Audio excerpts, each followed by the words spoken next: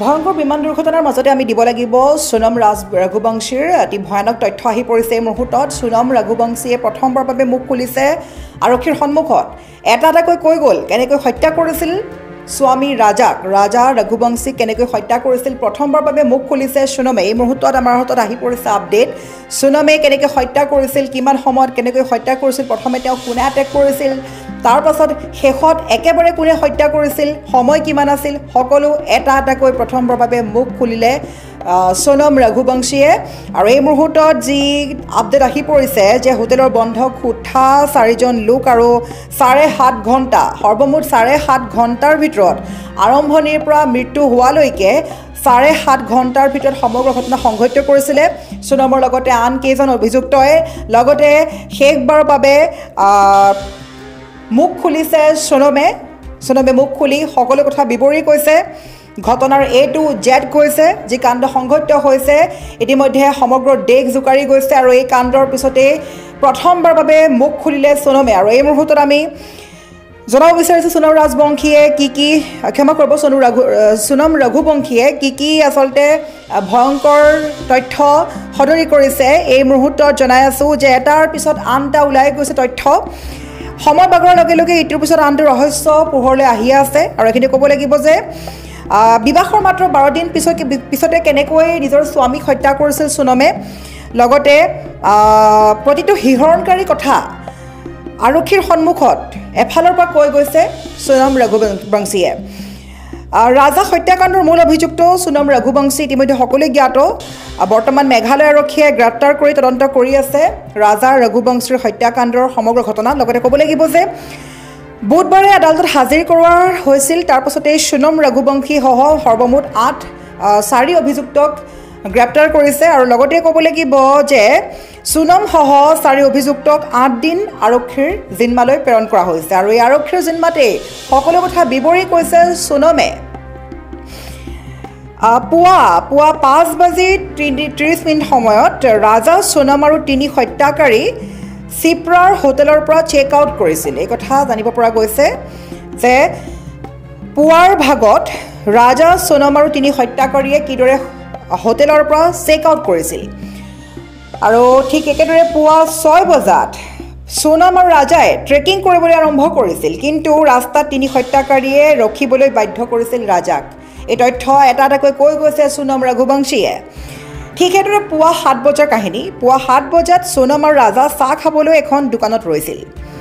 তেতিয়া হত্যাকাৰীও ওচৰতে আছিল। আৰু পুৱা 10 বজাত সোনম আৰু ৰাজাই 2000 চিৰি বগাই গৈছিল। তেতিয়াই পৰ্যটকে গাইডে ৰাজা আৰু সোনমক 3জন বিশেষ লোকৰ সৈতে দেখা পাইছিল। তথ্য পোৱা গৈছে সেই সময়ত সেইসকলৰ স্থানীয় লোকসকলৰ তথ্যসমূহ লোৱা হৈছে। আৰু দিনৰ 12মান বজাত ৰাজাই 3জন লোকৰ সৈতে বন্ধুত্ব সুলভভাৱে কথা পাতিছিল। সোনমৰ পিছফালে খোজকাঢ়িব গৈ আছিল। তেতিয়া 3 হত্যাকাৰী ৰাজাৰ কাষৰ ফালে খোজকাঢ়ি গৈ আছিল। আৰু দুপৰীয়া 12:30 কথা। সেই সময়ত সোনমে শাহুৱেকক ফোন কৰিছিল। দুপৰীয়া 1 বজাৰ পৰা 1:30 বজাৰ ভিতৰত সোনমে হত্যাৰ নিৰ্দেশ প্ৰদান কৰিছিল। সমগ্ৰ ঘটনা আমি কৈ আছোঁ কিমান সময়ত সোনমে কেনেকৈ কি কৰিছিল। অভিযুক্ত বিশালে প্ৰথমে আঘাত কৰিছিল ৰাজাক। দুপৰীয়া 2:15 সোনমে ৰাজাৰ ফোনৰ পৰা ফেচবুকত এটা পোষ্ট কৰিছিল। পোষ্টটো কৰিয়ে ফোনটো পেলাই দিছিল নলাৰ দিশে। আৰু দুপৰীয়া প্ৰায় 2:30 ৰাজাক হত্যা কৰাৰ পিছত ফোনটো পেলাই দিয়া কথা ইতিমধ্যে সকলোৱে গম পাইছে যে এটা খাৱৈৰ পৰা এটা ফোন উদ্ধাৰ কৰা হৈছে। আৰু সেই ফোনটোৱে আছিলে ৰাজা ৰঘুবংশীৰ ফোন। আৰু এই সমগ্ৰ হত্যাকাণ্ডৰ ঘটনাবোৰলৈ চাই গম পোৱা গ'ল যে 23 মে'ত ৰাজা ৰঘুবংশীৰ মৃত্যু হৈছিল। 24 মে'ত ৰাজাৰ পত্নী সোনমে পলায়ন কৰিছিল। 25 মে'ত ইন্দোৰৰ ৰাজ কুশৱাহাক লগ পাইছিল। আৰু 9 জুনত উত্তৰ প্ৰদেশৰ গাজীপুৰত সোনমে আত্মসমৰ্পণ কৰিছিল। জানিব পৰা মতে আত্মসমৰ্পণ কৰাৰ আগতে সোনমে ভাতৃ গোবিন্দৰ সৈতে কথা পাতিছিল। এই খবৰ পোৱাৰ লগে লগেই গাজীপুৰৰ এখন ধাবাৰ পৰা আৰক্ষীয়ে জিম্মাত লৈছে সোনমক। মুঠৰ ওপৰত হোটেলৰ বন্ধ কোঠা 4জন অভিযুক্ত, সৰ্বমুঠ 7.5 ঘণ্টা, হানিমুনত নৱবিবাহিত পত্নী সোনম ৰঘুবংশী।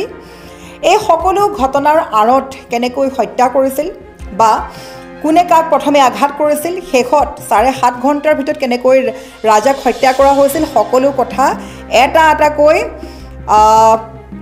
সকলো কথা পোহৰলৈ আহিছে আৰু লগতে প্ৰথমবাৰৰ মুখ খুলিছে সোনমে ইতিমধ্যে সোনমে আত্মসমৰ্পণ কৰিছে আৰু এতিয়া এটা এটাকৈ ঘটনাৰ যেন আৰম্ভণি কৈ গৈছে সোনমে কিয়নো সোনম বাচি যাবলৈ এতিয়া কোনো অপশ্যন নাই তেওঁৰ হাতত কোনো আচলতে অপশ্যন নাইকিয়া হৈ পৰিছে সেই হেতুকে তেওঁ আত্মসমৰ্পণ কৰিছে আৰু এটা এটাকৈ তথ্য সদৰি কৰাত লাগিছে সোনম ৰঘুবংশীয়ে এতিয়া প্ৰশ্ন হৈছে যে সোনম ৰঘুবংশীৰ শাস্তি কি হ'ব যাৱজীৱন কাৰাদণ্ড নে সোনমৰ পৰিয়াল বা ৰাজাৰ পৰিয়ালে বিচৰাৰ দৰে ফাঁচি কি হোৱাটো বিচাৰিব সোনমে যথেষ্ট এক ভয়ংকৰ কাণ্ড সংঘটিত কৰিলে তেওঁৰ যদি বিবাহখনত মন নাছিল তেওঁ বিবাহত বহিছিল কিয় এইদৰে সকলোৱে প্ৰশ্ন উত্থাপিত কৰিছে আৰু সেইগৰাকী সোনমে পৰকীয়া প্ৰেমৰ বাবে হত্যা কৰিছে নিজ স্বামীক এখন খুব সুন্দৰভাৱে ইতিমধ্যে সেই বিবাহখন সামাজিক মাধ্যমত ভাইৰেল হৈ পৰিছে কেনেকৈ ৰাজাই হোমৰ গুৰিত বহি মালা পিন্ধাইছিল বা সেন্দুৰ পিন্ধাইছিল আৰু সেই ভিডিঅ' দেখা গৈছিল যে ৰাজা খুব হাঁহি মুখে বিয়াখনত আবদ্ধ হৈছিল কিন্তু এজন দুখ মনেৰে বিবাহখনত বহিছিল সোনম যদি সোনমৰ বিবাহখনক লৈ সন্মতি নাছিল তেন্তে বিবাহখনত বহিছিল কিয় লোকৰ এটি সন্তানক দেখা দেখিকৈ হত্যা কৰিছে আৰু হত্যা কৰি শেষত আত্মসমৰ্পণ কৰিছে গতিকে এনে কাণ্ডক লৈ এতিয়া ইতিমধ্যে সকলো শংকিত হৈ পৰিছে আৰু বৰ্তমানলৈকেও আৰক্ষীৰ জিম্মাত আছে সোনম সমগ্ৰ ঘটনা পোহৰলৈ আহি আছে সোনমেও মুখ খুলিবলৈ আৰম্ভ কৰিছে এটা এটাকৈ ঘটনা বিৱৰি কোৱাত লাগিছে আৰু প্ৰথমবাৰৰ বাবে এইদৰে মুখ খুলিছে সোনম ৰঘুবংশীয়ে